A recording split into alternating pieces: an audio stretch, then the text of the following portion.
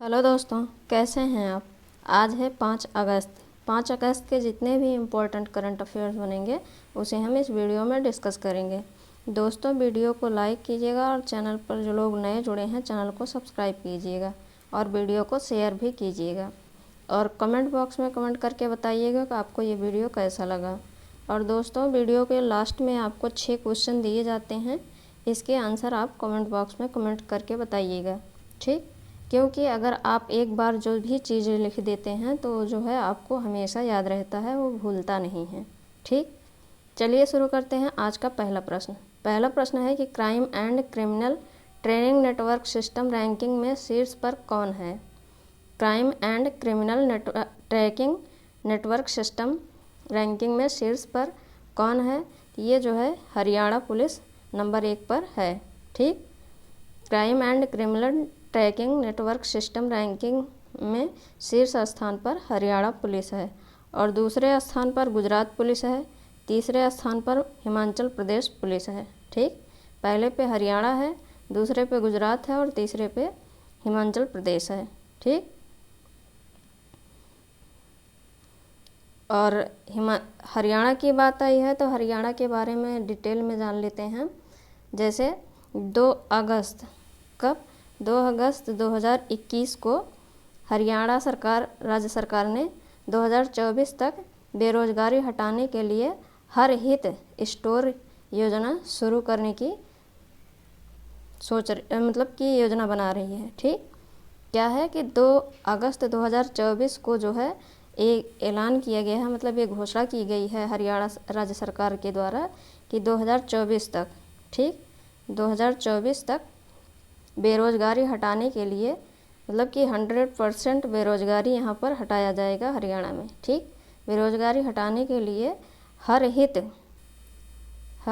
हित स्टोर योजना शुरू करने की घोषणा की है और यह योजना जो है हरियाणा के पंचकुला में शुरू की जा रही है, ठीक। यह योजना कहाँ पर शुरू की जा रही है तो हरियाणा के पंचकुला में, ठीक। और देश का पहला ग्रीन एटीएम, क्या देश का पहला ग्रीन एटीएम, ठीक, ये कहाँ पर स्थापित किया गया है तो हरियाणा के गुरुग्राम में। हरियाणा के गुरुग्राम में देश का मतलब भारत का पहला ग्रीन एटीएम स्थापित किया गया है, ठीक। और प्राण वायु देवता पेंशन योजना, प्राण वायु देवता पेंशन योजना ये जो है हरियाणा राज्य से संबंधित है, हरियाणा राज्य में ये चलाई जा रही है, ठीक। और oxygen on wheels, oxygen on wheels जो है ये करनाल में, हरियाणा के करनाल से लॉन्च किया गया है, ठीक। और अगला पॉइंट है करनाल में, ये जीएस का पॉइंट होगा। करनाल में national dairy research institute NDRI national dairy research institute की मुख्यालय है, ठीक। नेशनल डेयरी इंस्टीट्यूट का मुख्यालय हरियाणा के करनाल में स्थित है, ठीक। और अंतर्राष्ट्रीय सौर गठबंधन का मुख्यालय हरियाणा के गुरुग्राम में है, ठीक। हरियाणा के गुरुग्राम में अंतर्राष्ट्रीय सौर गठबंधन इंटरनेशनल सौर अलायंस का मुख्यालय गुरुग्राम में स्थित है, ठीक। और एक और इम्पोर्टेंट है चौथे नंबर के खेल, मतलब कि चौथे नंबर का जो यूथ इंडिया खेलो इंडिया यूथ गेम है ये पंचकुला में, ठीक। कहाँ पर तो पंचकुला हरियाणा में जो है ये आयोजित होगा, ठीक। इतना पॉइंट जो है हरियाणा से याद रखिएगा। अब अगला क्वेश्चन देखते हैं। अगला क्वेश्चन है कि किस राज्य के कृषि मंत्री ने अगस्त 2021 में बांग्लादेश को 10 मीट्रिक टन मक्के की पहली खेप को हरी झंडी दिखाई है। किस राज्य के कृषि मंत्री ने अगस्त 2021 में बांग्लादेश को 50 मीट्रिक टन मक्के की पहली खेप की हरी झंडी दिखाई है। ये असम राज्य के कृषि मंत्री ने दिखाई है, ठीक। असम राज्य के कृषि मंत्री ने अगस्त 2021 में बांग्लादेश को 50 मीट्रिक टन मक्के की पहली खेप को हरी झंडी दिखाई है, ठीक। अब असम की बात आई है, असम का जो पिछला करंट अफेयर्स है उसे हम एक बार देख लेते हैं। ठीक, इसमें पहला पॉइंट है, असम सरकार ने स्मार्ट थाने बनाने के लिए मैत्री योजना शुरू की। असम सरकार ने अरुणोदय स्कीम को लॉन्च किया। असम की तेजपुर लीची को जीआई टैग दिया गया है। जिष्णु बरुआ असम के मुख्य सचिव बनाए गए हैं। कोट बिहू त्यौहार असम में मनाया गया है। और ताज़ा बरमीस अंगूर दुबई को असम से निर्यात किया गया है। और असम में बाघों की आबादी 2018 में 159 थी, इससे बढ़कर 2021 में 200 हो गई है। और असम के कछार जिले की महिलाओं ने पल्ली उन्नयन SHG नाम से अपना पहला स्वयं सहायता समूह बनाया है। ठीक, अब इसे याद रखिएगा। अब चलते हैं असम की लोकेशन देख लें। यह है असम, अरुणाचल प्रदेश, नागालैंड, मणिपुर, मिजोरम, त्रिपुरा और मेघालय इधर पश्चिम बंगाल के साथ सीमा बनाता है। और भूटान और बांग्लादेश के साथ अंतर्राष्ट्रीय सीमा बनाता है असम। ठीक, अब असम की बेसिक डिटेल देख लेते हैं। असम, इसकी कैपिटल है दिसपुर। असम की कैपिटल दिसपुर है। असम की स्थापना 26 जनवरी 1950 को हुई थी। मुख्यमंत्री हैं हेमंत बिस्वा शर्मा और गवर्नर हैं जगदीश मुखी। 34 जिले हैं असम में। लोकसभा सीट 14 है, राज्यसभा सीट 7 है, विधानसभा सीट 126 है। असम की चीफ जस्टिस हैं सुधांशु धुलिया। और हाई कोर्ट जो है वो गुवाहाटी में स्थित है असम की।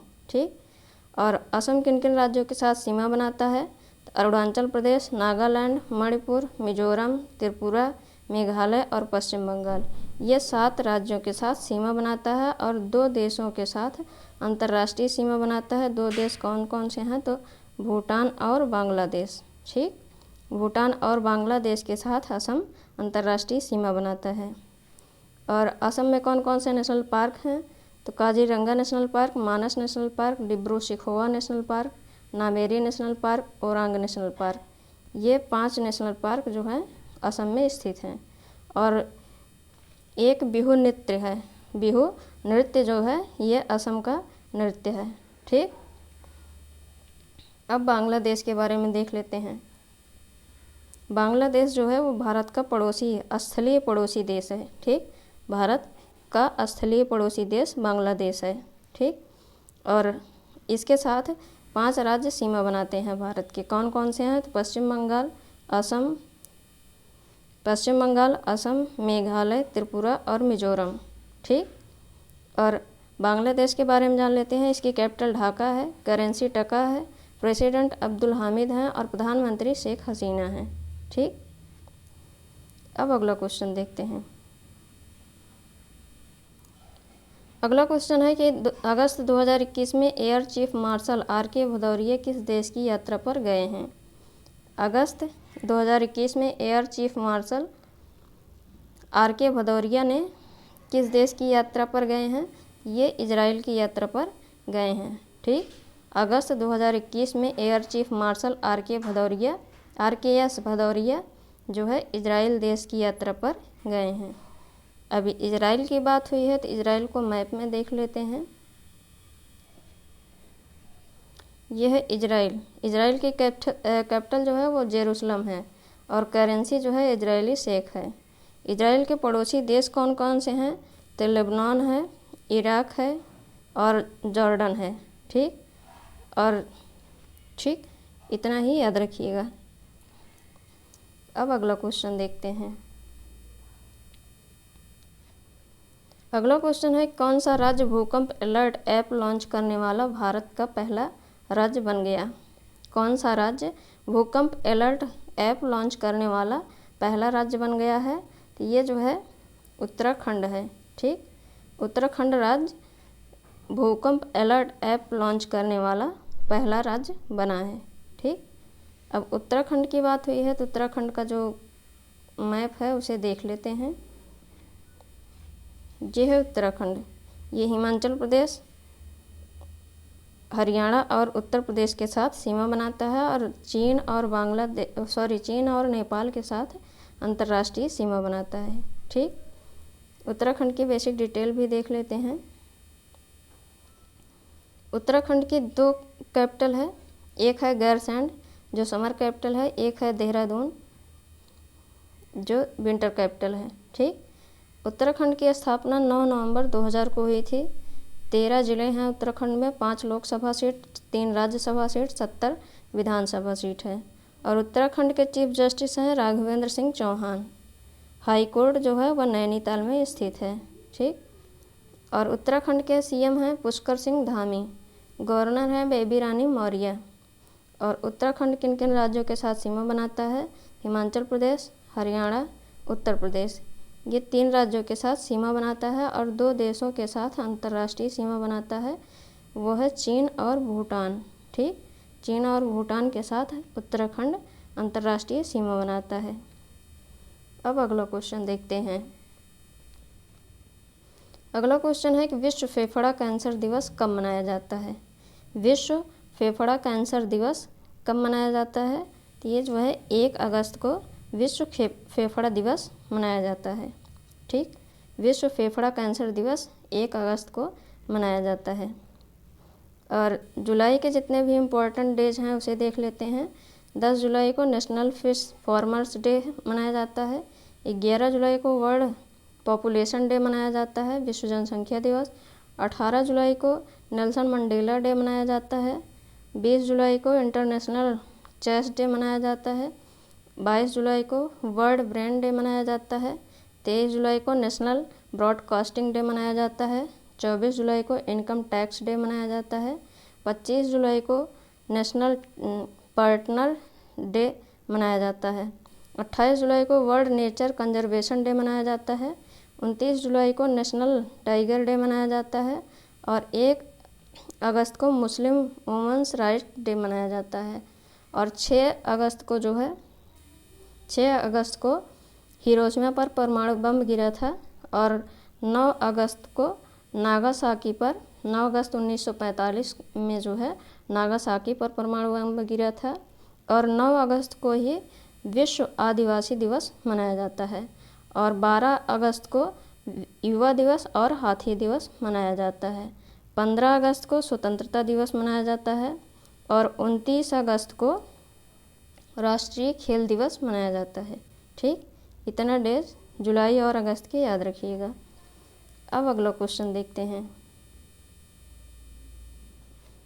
अगला क्वेश्चन है कि किस देश में रहने वाले सभी डॉक्टर्स को गोल्डन वीज़ा प्रदान किया जाएगा? किस देश में रहने वाले सभी डॉक्टर्स को गोल्डन वीज़ा प्रदान किया जाएगा? तो ये जो है यूएई में रहने वाले लोगों को जो है गोल्डन वीज़ा प्रदान किया जाएगा। ठीक, अब यूएई की बात आई है तो इसे मैप में देख लेते हैं। ये है यूएई, इसकी कैपिटल जो है वो अबू धाबी है। यूएई की कैपिटल अबू धाबी है। ठीक, अब अगला क्वेश्चन देखते हैं।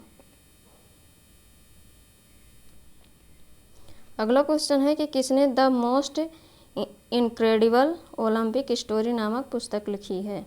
किसने the most incredible Olympic story नामक पुस्तक लिखी है? तो ये जो है लुसियानो वर्निक ने लिखी है। ठीक, लुसियानो वर्निके की पुस्तक का नाम है the most incredible Olympic story. ठीक, अब पुस्तक बुक्स के नाम आए हैं तो जितने भी इम्पोर्टेंट बुक्स हैं उन्हें हम एक बार रिवाइज कर लेते हैं। ठीक, रस्किन बॉन्ड की पुस्तक है इट्स ए वंडरफुल लाइफ है। अमर्त्य सेन की पुस्तक होम इन द वर्ल्ड है। कौशिक बसु की पुस्तक है policy maker journal from New Delhi to Washington DC है। सुदीप मिश्रा की है fearlessly female the Dutee Chand story है। आरबी रविचंद्रन की पुस्तक है anomalies in law and justice है। और वैलेरी वाइडन ओवेन की पुस्तक है growing up Widen. Doctor Gauri Shankar Sharma की पुस्तक का नाम है जनक सुता सुत शौर्य। धवल कुलकर्णी की पुस्तक है Nathuram Godse the true story of Gandhi assassin. Shruti Rao और सुशांत सिंह की पुस्तक का नाम है India to the rescue. Benu Madhav Govind और श्रीनाथ राघवन की पुस्तक का नाम है the fourth lion essays for Gopal Krishna Gandhi. Jairam Ramesh की पुस्तक का नाम है the light of Asia the poem that define the Buddha. और अशोक चक्रवर्ती की पुस्तक का नाम है the struggle within a memoir of the emergency. और कृष्ण नाइट की पुस्तक का नाम है द ग्रेट बिग लायन।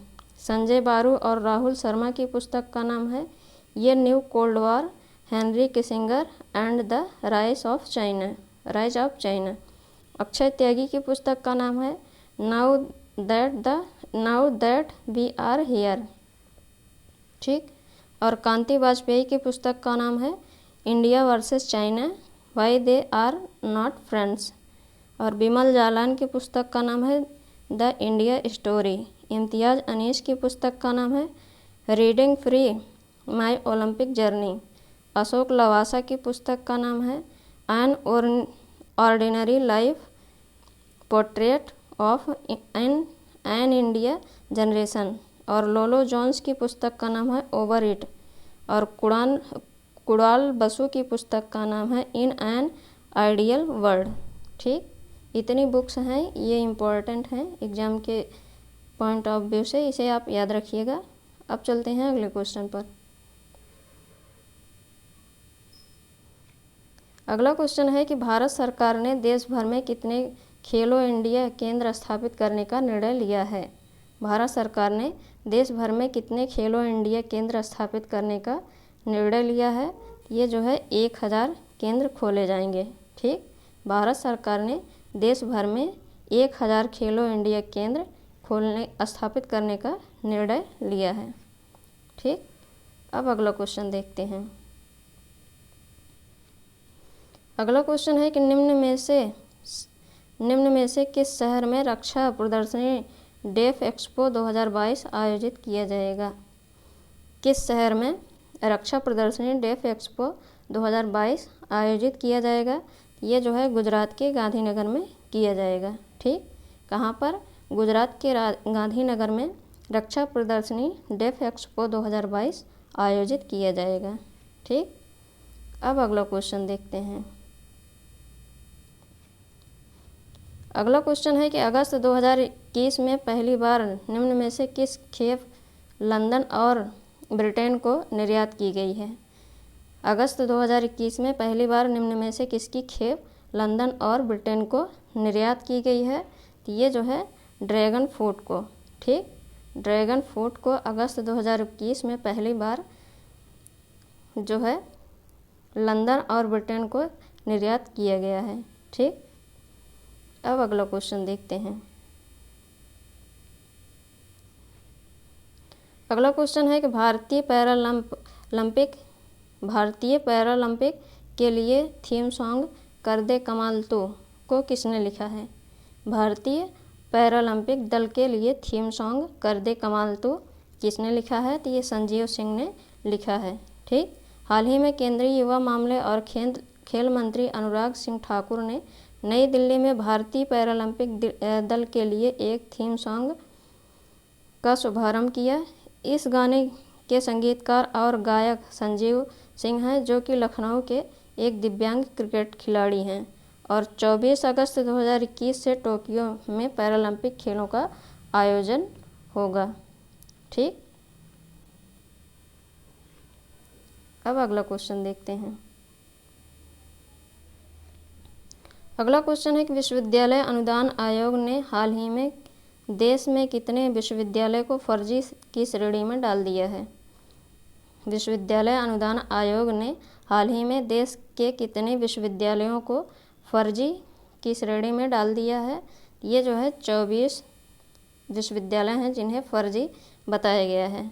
ठीक, और शिक्षा मंत्री की ओर से दी गई जानकारी के मुताबिक उत्तर प्रदेश में ऐसी सबसे ज़्यादा 8 फर्जी यूनिवर्सिटी है। इनमें वराणा से संस्कृत विश्वविद्यालय वाराणसी में, महिला ग्राम विद्यापीठ इलाहाबाद में, गांधी हिंदी विद्यापीठ इलाहाबाद में, national university of electro complex homeopathy Kanpur में, नेताजी सुभाष चंद्र बोस ओपन यूनिवर्सिटी अलीगढ़ उत्तर प्रदेश में, और विश्वविद्यालय उत्तर प्रदेश विश्वविद्यालय मथुरा में, महाराणा प्रताप शिक्षा निकेतन विश्वविद्यालय प्रतापगढ़ और इंद्रप्रस्थ शिक्षा परिषद नोएडा में शामिल हैं। ठीक, ये 8 फर्जी यूनिवर्सिटी हैं, इन्हें एक बार पढ़ लीजिएगा। और उड़ीसा और बंगाल में इस तरह के 2-2 विश्वविद्यालय हैं। वहीं कर्नाटक, केरल, महाराष्ट्र और पुदुचेरी में 1-1 फर्जी विश्वविद्यालय हैं। ठीक, उत्तर प्रदेश में 8 फर्जी यूनिवर्सिटी हैं, उड़ीसा और बंगाल में 2-2 हैं, और कर्नाटक, केरल, महाराष्ट्र और पुदुचेरी में, ये 4 राज्यों में 1-1 फर्जी यूनिवर्सिटी हैं। ठीक, और भी देख लेते हैं।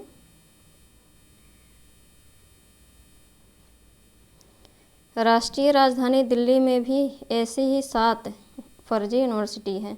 सबसे ज़्यादा उत्तर प्रदेश में है। उत्तर प्रदेश में 8 फर्जी यूनिवर्सिटी है और राष्ट्रीय राजधानी दिल्ली में 7 फर्जी यूनिवर्सिटी हैं। ठीक, और इनमें से commercial university limited, United Nations university, vocational university, ADR, central judicial university, Indian institution of science and engineering, Vishwakarma open university for self employment और आध्यात्मिक विश्वविद्यालय शामिल हैं। ठीक, ये 7 जो हैं ये दिल्ली की फर्जी यूनिवर्सिटी हैं। ठीक, अब अगला क्वेश्चन देखते हैं। अगला क्वेश्चन है, टोक्यो ओलंपिक में 2020 में किस भारतीय महिला बॉक्सर ने कांस्य पदक जीता है? टोक्यो ओलंपिक 2020 में किस भारतीय महिला बॉक्सर ने कांस्य पदक जीता है? ये लवलीना बोरगोहेन। ठीक, लवलीना बोरगोहेन जो हैं ये बॉक्सिंग में कांस्य पदक जीती हैं। ठीक, ये भारत की तीसरी ओलंपिक, मतलब कि अगर पूछा जाए कि भारतीय तीसरे नंबर पर कौन सा भारतीय ओलंपिक पदक जीता है तो वो लवलीना है। और अगर महिला में पूछा जाए कि भारतीय महिला में तो ये दूसरे नंबर पर हैं। ठीक, भारतीयों में तीसरे नंबर पर हैं और भारतीय महिला में दूसरे नंबर पर हैं। ठीक, और हाल ही में उन्हें टोक्यो ओलंपिक 2020 में महिलाओं के 69 किलोग्राम भार वर्ग में सेमीफाइनल में तुर्की के बेसुनाज सुरमेनेली से हार का सामना करना पड़ा, इसलिए ठीक ये गलत है। और इस मैच में हारने के बाद लवलीना को कांस्य पदक से संतोष करना पड़ा। ठीक, अब अगला क्वेश्चन देखते हैं। अगला क्वेश्चन है कि हाल ही में 2021 में फॉर्च्यून ग्लोबल 500 की सूची में कितने भारतीय कंपनियों को जगह मिली है? हाल ही में 2021 फॉर्च्यून की ग्लोबल 500 सूची में कितने भारतीय कंपनियों को जगह मिली है? ये 7 भारतीय कंपनियों को जगह मिली है। वो कौन कौन सी हैं? तो भारतीय कंपनियों की सूची है, नंबर 1 पे है रिलायंस इंडस्ट्री, ये भारत में नंबर 1 पे है और विश्व में 155वें स्थान पर है। और दूसरे नंबर पर भारतीय स्टेट बैंक, ये विश्व में 205वें नंबर पर है। भारत में तीसरे नंबर पर इंडियन ऑयल है, विश्व में 212 पर है। और भारत में चौथे नंबर पर तेल और प्राकृतिक गैस है, ये विश्व में 243 पे है। भारत में राजेश एक्सपोर्ट जो है 5वें स्थान पर है, विश्व में 348 पर है। और टाटा मोटर्स जो है ये भारत में 6ठे नंबर पर है और विश्व में 357वें नंबर पर है। और भारत में 7वें नंबर पर भारत पेट्रोलियम है जो कि विश्व में 394वें स्थान पर है। ठीक, और विश्व की देख लेते हैं 10 कंपनियां। 2021 फॉर्च्यून की ग्लोबल 500 सूची में शीर्ष 10 वैश्विक कंपनियां कौन कौन सी हैं? ये नंबर 1 पर वॉलमार्ट अमेरिका की है, और चीन की स्टेट ग्रिड है दूसरे नंबर पर, अमेरिका की Amazon.com तीसरे नंबर पर है, चीन राष्ट्रीय पेट्रोलियम चौथे नंबर पर है, और चीन की ही कंपनी साइनोपेक जो है ये 5वें नंबर पर है। अमेरिका की एप्पल कंपनी 6ठे नंबर पर है, अमेरिका की CVS हेल्थ कंपनी 7वें नंबर पर है, अमेरिका की यूनाइटेड हेल्थ ग्रुप 8वें नंबर पर है, और जापान की टोयोटा मोटर ये 9वें नंबर पर है, जर्मनी की वॉक्स वैगन जो है ये 10वें नंबर पर है। ठीक, ये वैश्विक है और इसके पहले जो है ये इंडियन है। ठीक, अब अगला क्वेश्चन देखते हैं। अगला क्वेश्चन है कि हाल ही में किसने भारतीय जीवन बीमा निगम के प्रबंध निदेशक के रूप में कार्यभार संभाला है। हाल ही में किसने भारतीय जीवन बीमा निगम के प्रबंध निदेशक के रूप में कार्यभार संभाला है। ये जो है मिनी आईपे ने संभाला है। ठीक, अभी हाल ही में इनको जो है प्रबंध निदेशक के रूप में नियुक्त किया गया है। और LIC भारत का दूसरा सबसे बड़ा वित्तीय सेवा संस्थान है, जिसकी बैलेंस शीट 31 लाख करोड़ रुपए है, जो कि देश के सबसे बड़े बैंक भारतीय स्टेट बैंक के बाद है, जिसकी संपत्ति 39.51 लाख करोड़ है। ठीक, और LIC लाइफ इंश्योरेंस कॉरपोरेशन के बारे में जान लेते हैं। इसका मुख्यालय मुंबई में है और स्थापना 1 सितंबर 1956 में हुई थी। ठीक, अब अगला क्वेश्चन देखते हैं। अगला क्वेश्चन है कि हाल ही में किस देश ने विश्व प्रसिद्ध एंटी-शिप मिसाइल हार्पून का joint common test set Bharat को देने का फैसला किया है। हाल ही में किस देश ने वैश्विक प्रसिद्ध एंटी-शिप मिसाइल हार्पून का joint common test set Bharat को देने के लिए तैयार है। ये जो है अमेरिका देगा। ठीक, हाल ही में अमेरिका ने $42 मिलियन करीब 6 अरब 9 करोड़ 20 लाख 87,500 रुपये की एंटी-शिप हार्पून मिसाइल डील को मंजूरी दे दी है और इस मिसाइल के साथ भारत को इससे जुड़ी कई दूसरे उपकरण भी दिए जाएंगे। ठीक, अब अगला क्वेश्चन देखते हैं। अगला क्वेश्चन है कि हाल ही में अंतर्राष्ट्रीय मुद्रा कोष के सदस्य राष्ट्रों ने कोविड-19 महामारी के कारण बढ़ते कर्ज और आर्थिक गिरावट से निपटने में देशों की मदद करने हेतु तो कितने बिलियन डॉलर की मंजूरी दी है। हाल ही में अंतर्राष्ट्रीय मुद्रा कोष ने सदस्य राष्ट्रों ने कोविड-19 महामारी के कारण बढ़ते कर्ज और आर्थिक गिरावट में से निपटने में देशों की मदद करने हेतु तो कितने बिलियन डॉलर को मंजूरी दी है। ये जो है 650 बिलियन डॉलर को मंजूरी दी है। इस धनराशि से कोरोना महामारी से जूझ रहे और बुरी तरह से प्रभावित देशों की मदद की जाएगी। और IMF यानी कि इंटरनेशनल मॉनेटरी फंड, इसके मैनेजिंग डायरेक्टर हैं क्रिस्टीना जॉर्जिवा और इसका मुख्यालय जो है USA के वाशिंगटन DC में स्थित है। इसके चीफ इकोनॉमिस्ट जो हैं गीता गोपीनाथ हैं और IMF की स्थापना 27 दिसंबर 1945 को हुई थी।